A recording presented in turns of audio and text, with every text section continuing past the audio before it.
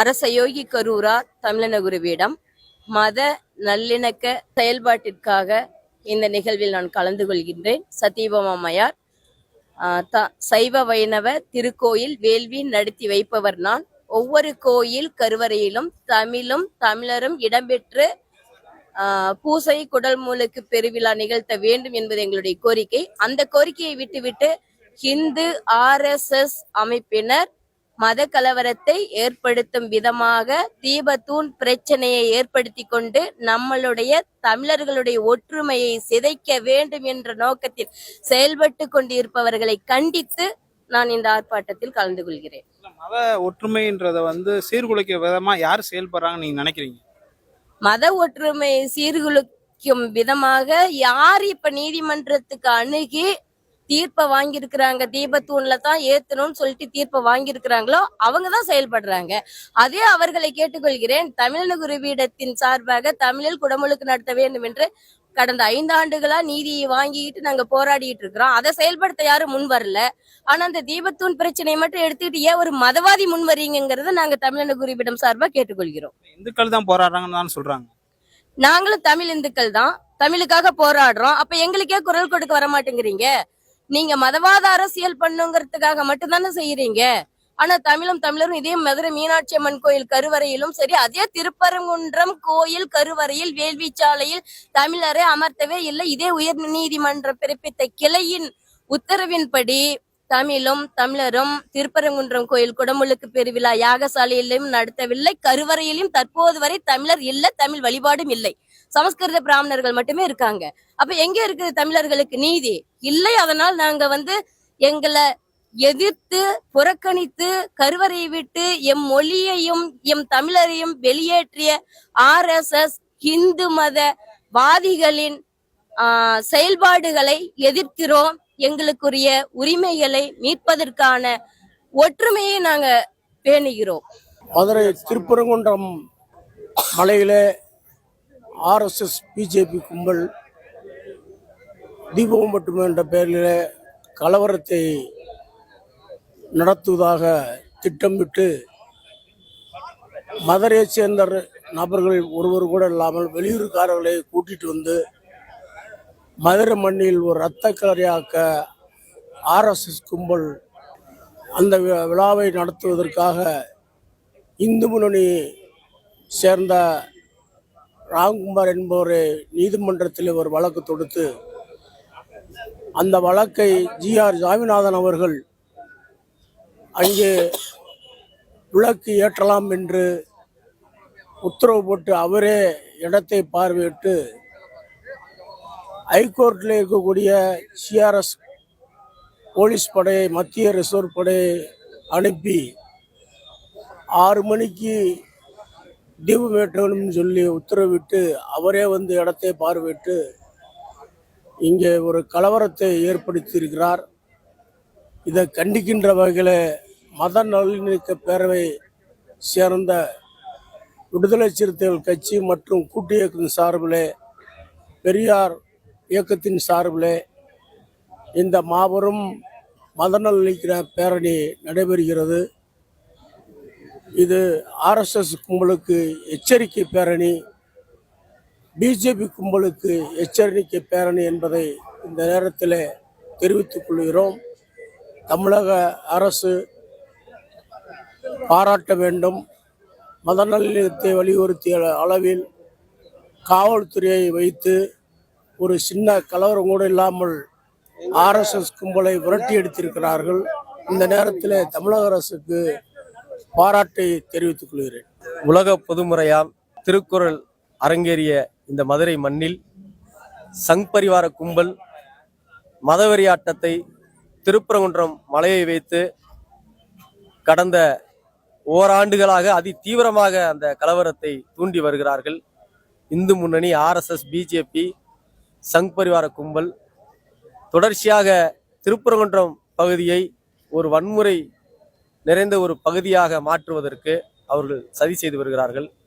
திருப்பரங்குன்றம் மலையில் இருக்கக்கூடிய தர்காவை எப்படி அயோத்தியில் எப்படி பாபர் மசூதியை இடித்தார்களோ அதே போல அவர்கள் அந்த மலையில் இருக்கக்கூடிய தர்காவிற்கு ஒரு அச்சுறுத்தலை ஏற்படுத்தும் விதமாக அதே இடத்தில் அருகில் இருக்கக்கூடிய தூணில் தீபம் ஏற்ற வேண்டும் என்று அவர்கள் பிடிவாதம் செய்து தொடர்ந்து 70 ஆண்டுகளாக தொடர்ச்சியாக பல்வேறு நெருக்கடிகளை செய்து வருகிறார்கள். இப்போது நீதிமன்றமும் அவர்களுக்கு சாதகமாக இருக்கிறது. அப்படிப்பட்ட சூழலிலும் தமிழ்நாடு அரசு மிக திறமையாக மிக துணிச்சலாக நீதிமன்ற உத்தரவுகளையும் தாண்டி சமூக நீதியை நிலைநாட்டுவதற்காக மத நல்லிணக்கத்தை நிலைநாட்டுவதற்காக மக்களுடைய ஒற்றுமையை நிலைநாட்டுவதற்காக எந்த எல்லைக்கும் போய் துணிச்சலாக தமிழ்நாடு அரசு போராடி வருகிறது. தமிழ்நாடு அரசுக்கு மத சார்பற்ற நல்லிணக்க கூட்டமைப்பு சார்பாகவும் தமிழ் புலிகள் கட்சி சார்பாகவும் இந்த இடத்துல நன்றியை தெரிவித்துக் கொள்கிறோம். அதே வேளையிலே இந்த மதுரை மண்ணில் RSS பிஜேபி கும்பலுடைய ஜம்பம் பலிக்காது அவர்களுடைய வாளை தமிழ் புலிகள் கட்சி ஒட்டாக நறுக்குவோம் என்று இந்த அமைதி பேரணியின் மூலமாக தெரிவித்துக் கொள்கிறோம்.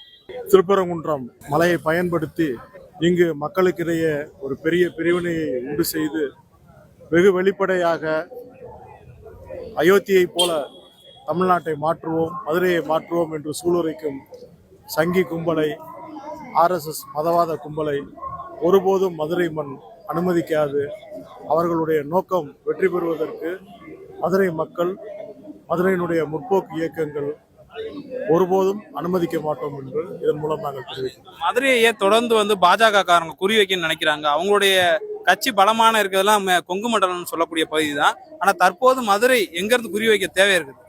மதுரையில இந்த சாதிய போக்கு எப்பவுமே கொஞ்சம் மெல்லிசான ஒரு இலையோட ஓடிட்டு இருக்கு. அதில் ஒரு குறிப்பிட்ட சாதியை இவங்க வந்துட்டு கையில் எடுத்திருக்கிறாங்க. அதன் மூலமாக அவர்களுக்கு இந்து மத சாயம் பூசி அதன் மூலமாக ஒரு ஓட் பேங்க் உருவாக்கலாமா அப்படிங்கிறத முயற்சி செய்கிறாங்க. அது இங்கே நடக்காது, ஒருபோதும் நடக்காது. அவர்கள் எந்த முகமூடி போட்டுக்கொண்டு வந்தாலும் சரி, சாதிய முகமூடி, மத முகமூடி, எதை போட்டுக்கொண்டு வந்தாலும் சரி, மதுரை மண் அதற்கு அனுமதிக்காது. மதுரையில் அந்த இயல்பாக போடக்கூடிய அரசியலை தவிர வேற எந்த அரசியலும் வெற்றி பெறாது. மதுரையை வந்து அயோத்தியாக்கும் சொல்லிட்டு ராஜா அவர் சொல்றாங்க. அதே கருத்தை தான் பாஜக தலைவராக கூட நயினா நாகேந்திரன் தமிழ்நாடு அயோத்தியா மாறினா என்ன தப்புன்னு கூட சொல்றாரு. எப்படி பார்க்கலாம்? அந்த அளவுக்கு வெளிப்படையா அவங்க சொன்னவரை நமக்கு மகிழ்ச்சி தான். ஏன்னா வேற முகமூடி போட்டுட்டு வந்து இது பண்ணி இதை ஓட் பேங்கா கன்வெர்ட் பண்றதுக்கு பதிலா, ஆமா நாங்க அப்படித்தான் மதவாத கும்பல் தான், நாங்க அயோத்தி மாதிரி ஒரு கலவரம் செய்து அங்கு பாபர் மசூதியை இடித்த மாதிரி இங்கு சிக்கந்தர் தர்காவை இடிப்பது, ரீலோகேட் பண்ணுவதுதான் எங்களுடைய குறிக்கோள்னு அவர் ஓப்பனாவே சொன்னவரையும் மக்களுக்கு வந்துட்டு இது வெளிப்படையான இது இல்லை. மக்கள் அனுமதித்தால் பார்ப்போம் அடுத்து என்ன செய்யறாங்க அப்படிங்கறத வந்து. இங்க தமிழ்நாட்டுல குறிப்பாக மதுரை திருப்பரங்குன்றத்தில் ஏற்படக்கூடிய பிரச்சனை இது ஆண்டாண்டு காலமா இருக்கக்கூடிய நடைமுறையை மீறி இப்பொழுது RSS பாஜக சங் பரிவார் கூட்டம் களத்தில் இறங்கி அங்க கலை செய்யறதுக்கு இறங்கியிருக்காங்க. இதை முறியடிக்க வேண்டும். இது மக்கள், தமிழ்நாட்டு மக்கள் எப்பொழுதுமே மத நல்லிணக்கத்தோடு வாழக்கூடிய மக்கள். அந்த நல்லிணக்கத்தை குலைப்பதற்கான சதி செயல்ல ஈடுபட்டு இருக்காங்க. வடநாட்டுல இப்படி கலகம் செஞ்சுதான் ஆட்சியாரத்தை பிடிச்சாங்க. அப்படி கலகம் செய்யாமல் இங்க வந்து நியாயம் பறக்காது நிக்கிறாங்க. அதுக்கு எடுத்துக்காட்டுதான் ராஜா ஏற்கனவே பேசினார். என்ன பேசினாரு? அயோத்தி போன்று தமிழ்நாட்டில் திருப்பரங்குன்றம் தர்கா தவிர்க்கப்படும் என்ற அறிவை பேசியிருக்கிறாங்க. அப்படிப்பட்ட கொடுமையான சூழ்நிலை தமிழ்நாட்டில் வந்துவிடக்கூடாது. இது பெரியார் பூமி, இது மத நல்லிணக்க பூமி என்ற அடிப்படையில நாம் கலையிறங்க வேண்டும் என்பதுதான் மக்கள் அதிகாரம் உட்பட எங்களுடைய தோழமை அமைப்புகளும் கிளம்பி இறங்கி போராடுகிறோம். முருகனுக்கு ஆபத்தெல்லாம் கிடையாது. முருகன் எப்பவுமே இருக்கிற இடத்துல இருக்காரு. ஏன்னா பிரிவி கவுன்சிலேயே அந்த காலத்திலேயே 36 ராமையர் சப்கோர்ட் டிவியா இருந்தாரு. ராமசாமி ஐயங்கார், தாசில்தார், ஐயங்கார் அவங்க போய் குலத்தணிக்கை செய்து எது தர்கா இடம், எது நெல்லித்தோப்பு, தர்காவுக்கு போகக்கூடிய படி எழுது, இதெல்லாம் அந்த இப்ப இருக்கக்கூடிய தூண் இருக்கு இல்லையா, அது விளக்கு தூண் இல்ல, அது எல்லை தூண். அப்படிப்பட்ட இடங்கள் எல்லாம் வரையறுக்கப்பட்டுச்சு ஏற்கனவே. அது முருகனுக்கு எப்பவுமே இருக்குது. இன்னும் கூட உச்சப்பிள்ளையார் கோயில் ஏற்றக்கூடிய தீபம் என்பது காலங்காலமாக, நூற்றாண்டு காலமாக உச்சப்பிள்ளையார்கள் இருக்கக்கூடிய தீபத்தூணை ஏற்றுறாங்க. இது தீபத்தூணே இல்ல. இவரு நீதிபதி சுவாமிநாதன் சொல்லிக்காரு இல்லையா, அது வந்து பொய்யானது, போலியானது. அது எல்லைக்கல்லை, அது எல்லை தூணை, அது தீபத்தூண் சொல்றாரு. இவர் ஒரு ஆள் மட்டும் போய் எப்படி புலத்தணிக்கை செஞ்சு முடிவுக்கு வரலாம்? சம்பந்தப்பட்டவர் எல்லாருமே அதுக்கு போயிருக்கணும். தர்கா நிர்வாகத்தை கூப்பிட்டுருக்கணும், எதிர் வழக்கறிஞர்கள் கூப்பிட்டுருக்கணும். அது எதையுமே செய்யாமல் இவர்களாக முடிவெடுத்த தீர்ப்பு சொல்றாருன்னு சொன்னா அது முழுக்க பார்ப்பனிய தன்மை வாய்ந்தது, பார்ப்பன தன்மை வாய்ந்தது. அதை முறியடிக்க வேண்டும். நேற்றைய தினம் வந்து உண்ணாவிரத போராட்டம்லாம் நீதிமன்ற தீர்ப்பு அமல்படுத்த சொல்லி பாஜக உள்ளிட்ட கட்சிகள்லாம் அதுல என்ன முக்கியம்னுச்சுன்னா இவர் ஒற்றை நீதிபதி. 2017 2 நீதிபதி கல்யாண சுந்தரமும் இவங்க இது பவானி சுப்பராயன் அவங்க 2 நீதிபதி அமர்வு இதே பிரச்சனைக்கு இதே நீதிமன்றத்துல நீங்க வைக்கிற கோரிக்கை தப்புன்னு சொல்லிட்டு தள்ளுபடி பண்ணிட்டு பழைய காலத்து நடைமுறை நீடிக்கணும் அப்படின்னு திருப்பி சொல்லிட்டாங்களே. அப்ப அது செத்து போச்சா? அப்ப 2 நீதிபதி சொன்ன தீர்ப்பு தப்பு, நீ ஒற்றை நீதிபதி சொல்றது நியாயமா? அது என்ன சட்டம்? அப்ப 2 நீதிபதி தீர்ப்ப 3 நீதிபதி அமர்வுக்கு போய் அப்படி முடிவெடுத்திருந்தா பரவாயில்ல. அப்ப நான் வச்சதே சட்டம், நான் எடுக்கிறதே சரியான மாதிரி பேசுறாரு இல்லையா? அது எந்த வேலை நியாயமானது? அதனாலதான் அவன் சொல்றான் முழுக்க அநியாயமான இந்த நடவடிக்கையை முறியடிக்கணும். இந்த சூத்திர சங்கில் இருக்காம பாருங்க, அர்ஜுன் சம்பத்து இந்த என்ன எல்லாம் பிழைப்பதில் போயிட்டாங்க. பாப்பா இங்க போறாங்க ரேட்டு, ஏன் சூத்திரர்கள் சேரல அணி தரணும்? அதாங்க கொடுமையா இருக்கு. அதெல்லாம் உள்வாங்கி கொண்டுதான் நாங்க களத்துல இறங்கியிருக்கோம். மக்கள் அதிகாரத்தினுடைய கொள்கையும் கோட்பாடுகளும் அதுதான். குறிப்பா இந்த திருப்பரங்குன்றம் மலையில சிக்கந்தர் தர்காவை ஒரு மையமா வச்சு ஒரு கலவர திட்ட நோக்கத்துல வந்து ஒரு எல்லைக்கல்ல வந்து அது தீபத்தொன்னு சொல்லிட்டு ஒரு பொய்யான குற்றம் சொல்லி ஒருத்தர் ராம ரவிக்குமார் வழக்கு போட்டு அந்த வழக்கு வந்து போட்டு ஒட்டுமொத்தமா மக்கள் ஏதோ இந்துக்கள் வந்து போராடுற மாதிரியான ஒரு பிம்பத்தை இங்க உருவாக்கிட்டு இருக்காங்க. ராம ரவிக்குமார் என்ன மொத்த இந்துக்களோட அத்தாரிட்டியா அப்படின்னா கிடையாது. இந்துக்களோட அத்தாரிட்டிங்கிறது இந்து மக்கள் தான். அப்படிப்பட்ட மக்கள் வந்து இன்னைக்கு அமைதியான முறையில வியாபாரம் பாக்குறாங்க, கிரிவலம் போறாங்க, பல வகையில இருக்கிறாங்க. ஆனா அந்த மக்களை பக்தியை பயன்படுத்தி இது இந்துக்களோட தூணு அப்படின்னு சொல்லி தீபம் ஏத்துறத காலங்காலமா தடுக்கிறாங்க அப்படின்னு சொல்லி இன்னைக்கு இந்த ஒரு கலவரத்தை கொண்டு வராங்க. குறிப்பா வந்து அது வந்து புதிய இடத்துல ஏத்துறது இவங்க துடிக்கிறாங்க. அது வரையறுக்கப்பட்ட இடங்கள், இஸ்லாமியர் பகுதிக்கான போகக்கூடிய வழிகள். அயோத்தியில பாபர் மசூதியை இடிப்பதற்கு முன்னாடி என்ன சூழல் இருந்துச்சோ அனைத்து நடவடிக்கையும் இங்க திட்டமிட்டு உருவாக்குறாங்க. அங்க அந்த மாதிரியான சூழலை உருவாக்கி ராமன் பொம்மையை, குழந்தை ராமன் பொம்மையை வந்து மசூதிக்குள்ள போய் திருட்டுத்தனமா வச்சு அது எங்களோட கோயில் அப்படின்னு சொல்லிட்டு மாற்றினாங்க. அப்ப மாற்றின பிறகு அப்ப நீதிபதி என்ன சொன்னார்னா, சரி பொம்மையை வச்சுட்டாங்களே அதுக்கு மேல நாம என்ன பண்றது அப்படின்னு ஸ்டேட்டஸ் கோ மெயின்டைன் பண்ணாங்க. அதன் பிறகு பொம்மையை வைத்த பிறகுதான் பல ஆண்டு காலமாக அது வந்து ராமன் பிறந்த இடம்னு சொல்லிட்டு பல ஆண்டு காலமா பிரச்சாரம் பண்ணி கடைசியாக கடவுள் நம்பிக்கை அப்படின்ற பேர்ல அங்க ராமன் பிறந்தான்றதுக்காக தீர்ப்பு வழங்கப்பட்டது. இந்த இடமும் அந்த இந்து மக்களோட நம்பிக்கை அப்படின்னு சொல்லிட்டு இப்ப கொண்டு வராங்க. அந்த தீபத்தூண்ல வந்து தீபம் ஏத்துறது இந்துக்களோட நம்பிக்கை. ஆதாரம் இருக்கோ இதெல்லாம் கிடையாது. நாங்க நம்பிக்கை எங்க காலங்காலமா ஏத்திருக்காங்கன்ற இந்த பொய் பிரச்சாரத்தை வந்து பரப்பி மீண்டும் அந்த சிக்கந்தர் தர்காவை இடிப்பதற்கான நோக்கமும் தமிழ்நாட்டுல ஒரு மத கலவரத்தை உருவாக்குறாங்க. மதுரையிலும் தமிழகத்திலயும் ஒரு அமைதியான சூழல் இருக்குது, ஒரு மக்களுக்கான வளர்ச்சி இருக்குது. இதுதான் கண்ணகி பிறந்த மாவட்டம், அது கண்ணகி வாழ்ந்தது, அவங்க நீதி கேட்ட இடம். அப்படி நீதி கேட்ட இடத்துல இந்த ஜிஆர் சுவாமிநாதன் நீதியே இல்லாம ஒரு அநீதியான தீர்ப்பு, RSS பிஜேபிக்கு மதவெறிக்கு கொடுத்த தீர்ப்பா அவரோட நடவடிக்கை இருக்குது.